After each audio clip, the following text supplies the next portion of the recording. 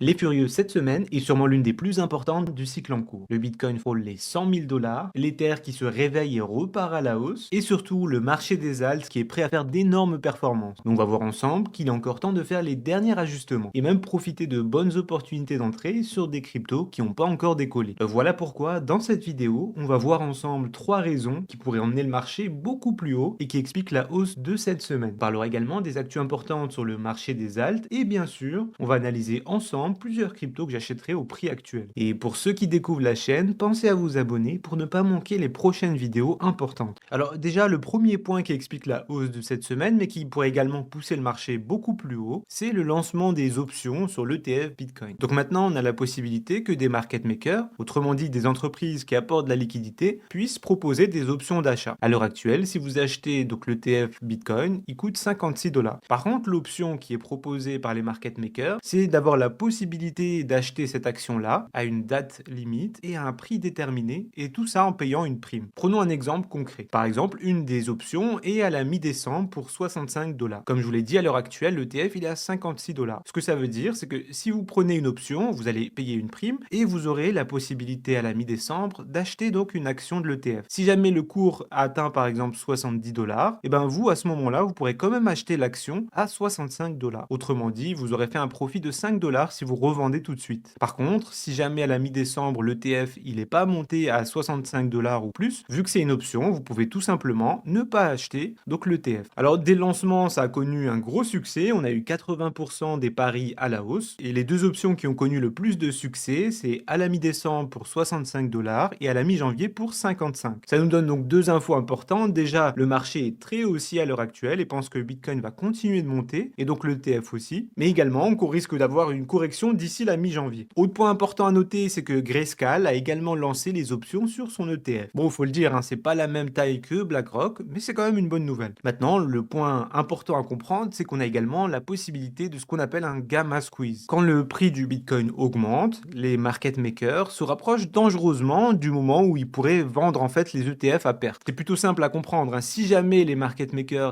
ils attendent le moment d'expiration des options, comme dans mon exemple à 65 dollars, si jamais ils attendent ce moment-là et qu'ils n'ont pas donc suffisamment d'options, c'est eux qui vont engendrer une perte. Parce que la prime en fait qu'ils facturent, elle va pas couvrir la perte du marché. Pour éviter ça, ce qui se passe, c'est que les market makers, ils vont soit acheter donc des options en avance, plus le prix va monter, plus ils vont acheter d'options, ou ils peuvent se couvrir également en achetant d'autres options ou du Bitcoin. Résultat, si jamais les market makers pour se couvrir, ils achètent plus de Bitcoin et plus d'options, l'ETF, il va devoir s'aligner et acheter également plus de Bitcoin à proposer. Mécaniquement, ça va augmenter la pression acheteuse sur le Bitcoin, ce qui va augmenter son prix et ce qui va reproduire la boucle. Et en fait, un gamma squeeze, c'est tout simplement quand on a une accélération qui va faire qu'on va faire plusieurs boucles rapidement, ce qui pourrait pousser le cours à la hausse. On va maintenant parler du deuxième point important qui a fait exploser le prix du Bitcoin cette semaine, à savoir tous les changements et les prises de décision de Donald Trump. La première, c'est qu'on a le groupe de médias de Donald Trump qui veut racheter la marketplace crypto Bakkt. Pour ceux qui la connaissent pas, Bakkt c'est une plateforme américaine, donc de crypto-monnaie qui a été fondée en 2018 par la société de la bourse de New York elle-même. Pour vous donner quelques chiffres, on parle de revenus de plus de 800 millions de dollars au premier trimestre 2024, et c'est également une entreprise qui est cotée en bourse, avec une action qui tourne autour des 31 dollars. Alors pourquoi est-ce que cette info elle est importante? Tout simplement parce que ça nous dit deux choses. La première, c'est que potentiellement Trump et donc son groupe de médias pensent que le Bitcoin va aller plus haut et qu'ils pensent que c'est un bon investissement qui va durer. On peut également spéculer sur le fait qu'ils pensent qu'il va y avoir une explosion des entreprises et des institutionnels qui vont investir dans le Bitcoin et la crypto. Et on imagine bien que Trump aux premières loges sait bien qu'il va mettre en place pas mal donc de nouvelles lois pour faire monter le cours. En une phrase, ça vient donner encore plus des lettres de noblesse au Bitcoin et à la crypto. Imaginez un instant le président des États-Unis qui aurait donc une de ses sociétés mères, et ça rejoint encore plus les déclarations de Trump durant sa campagne où il a indiqué qu'il voulait que les États-Unis soient vraiment les leaders en termes de crypto-monnaie. Et d'ailleurs, une autre chose qui pourrait se passer, c'est d'avoir la Chine qui est en grande concurrence avec les États-Unis, qui viennent rétro-pédaler sur toutes ses positions anti-crypto. Et en parlant de ça, il y a quelques jours, on a eu donc la cour chinoise qui a déclaré que le Bitcoin et les cryptos pouvaient être détenus légalement. Ce que j'en pense, c'est qu'on pourrait avoir la Chine qui viendrait donc se relancer dans la course au leadership de la crypto-monnaie. De quoi apporter énormément de liquidités, et pas besoin de préciser qu'avec plus d'1 milliard d'habitants, c'est un énorme marché qui pourrait faire monter également le cours à la hausse. Et le moins qu'on puisse dire, c'est que cette semaine, Trump, il s'est pas arrêté là. Il a également rencontré le PDG de Coinbase, donc un des plus gros exchanges, notamment aux États-Unis, et ils ont discuté ensemble de qui pourrait avoir le poste de secrétaire au Trésor et également de président de la SEC. Et un des noms qui est sorti est celui de Howard Lutnick, qui est en fait tout simplement un Bitcoin maximaliste. Enfin, la dernière info sur Trump et pas des moindres, c'est tout simplement qu'à l'heure actuelle, ses équipes sont en train de réfléchir à mettre en place une réserve nationale de Bitcoin. Autrement dit, les États-Unis eux-mêmes pourraient créer une réserve dans laquelle ils achèteraient de plus en plus de Bitcoin. Le plus intéressant, c'est qu'on a pas mal de rumeurs à l'heure actuelle qui diraient que le plan il s'étalerait sur plusieurs années et que les États-Unis pourraient acheter plusieurs pourcents de la supply totale du Bitcoin. Enfin, la troisième grosse information de cette semaine concerne MicroStrategy. MicroStrategy dont l'action a littéralement doublé en un mois seulement. Et là, il y a trois grands points qui expliquent ça. Alors déjà, ils ont annoncé qu'ils avaient acheté 4,6 milliards de dollars de Bitcoin, soit 51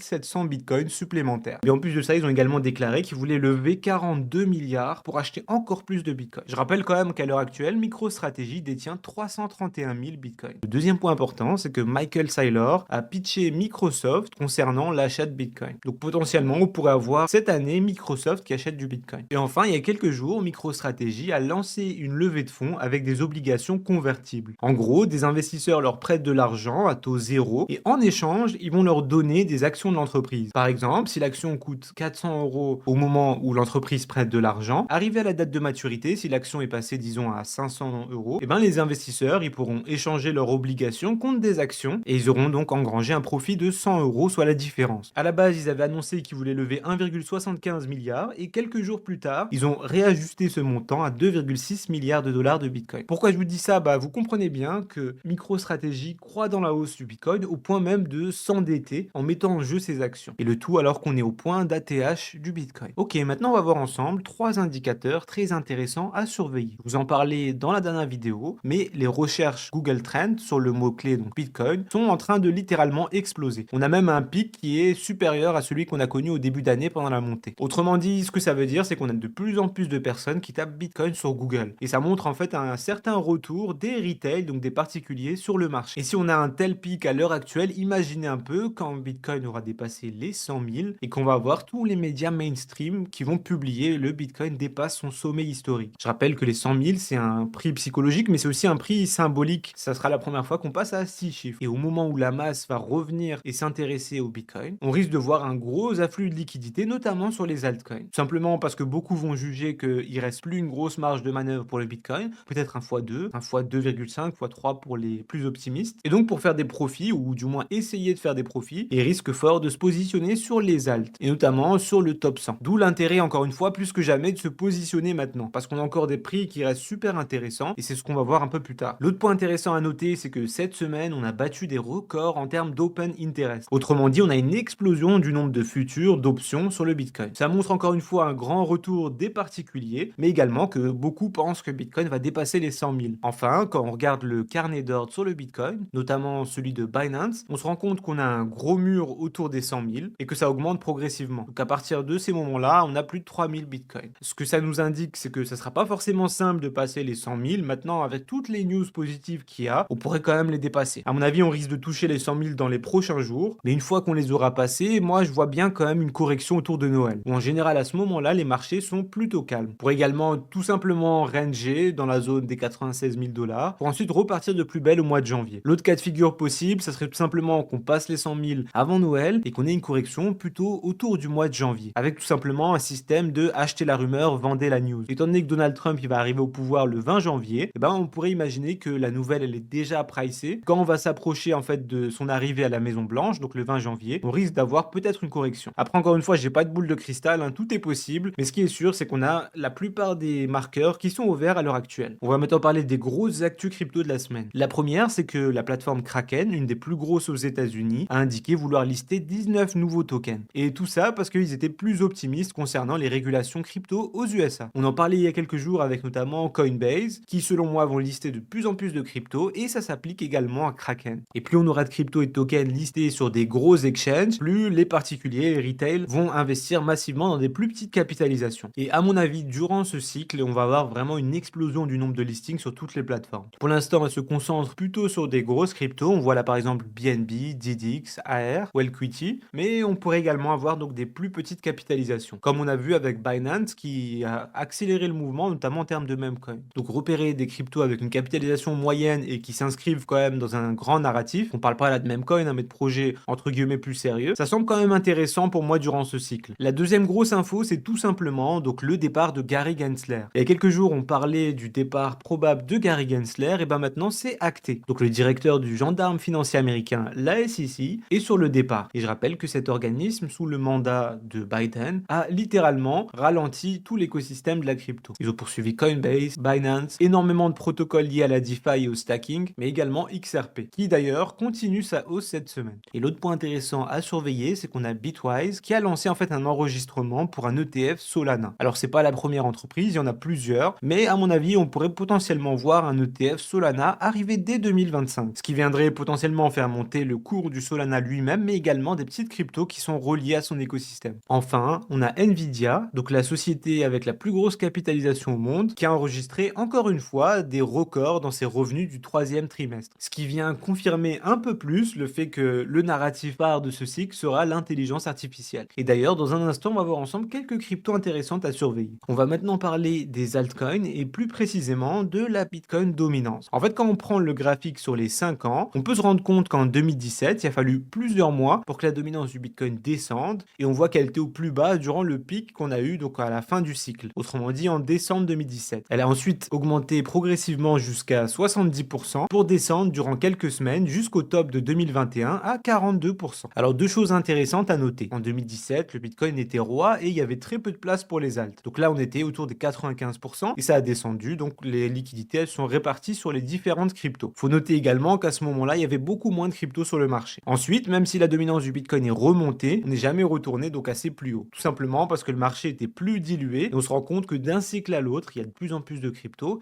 et donc que les liquidités sont réparties, que le Bitcoin a une dominance plus faible. Donc durant le deuxième cycle, le maximum qu'on a atteint, c'était 71% avant de descendre. Et là, à l'heure actuelle, eh ben, on est remonté bien plus progressivement. Et si on suit cette logique, eh ben, peut-être que le maximum de la Bitcoin dominance durant ce cycle, qui sera autour des 60%, avant que les liquidités elles se répartissent un peu mieux sur le marché, sur les autres cryptos. Et c'est plutôt simple à comprendre, hein. Quand on va avoir un grand retour des particuliers, et c'est ce qui est en train de se passer, ils vont arriver sur le marché, ils vont voir un Bitcoin autour des 100 000 $, ils vont en déduire que le multiple à faire sur leur portefeuille, il n'est pas si énorme que ça, hein. On peut voir encore un x2, voire peut-être un x3 pour les plus optimistes durant ce cycle, pour ceux qui investissent uniquement sur le Bitcoin. Et donc mécaniquement, ce qu'ils vont faire, c'est acheter des altcoins. Également, pour toutes les personnes qui sont positionnées sur le marché baissier directement sur le Bitcoin, étant donné qu'il a surperformé le marché, et bien à un moment donné, ils vont prendre des profits et une partie de ces profits vont être justement réalloués sur des altcoins. Et c'est exactement ce qu'on a vu durant les derniers jours. Moi, je pense qu'il va falloir encore quelques semaines avant d'avoir le pic donc de l'alt saison, mais ça pourrait très bien donc s'accélérer dans les jours qui suivent. On l'a vu avec pas mal de cryptos qui commencent à monter, mais également il y en a beaucoup qui sont intéressantes à mon sens sur ce cycle,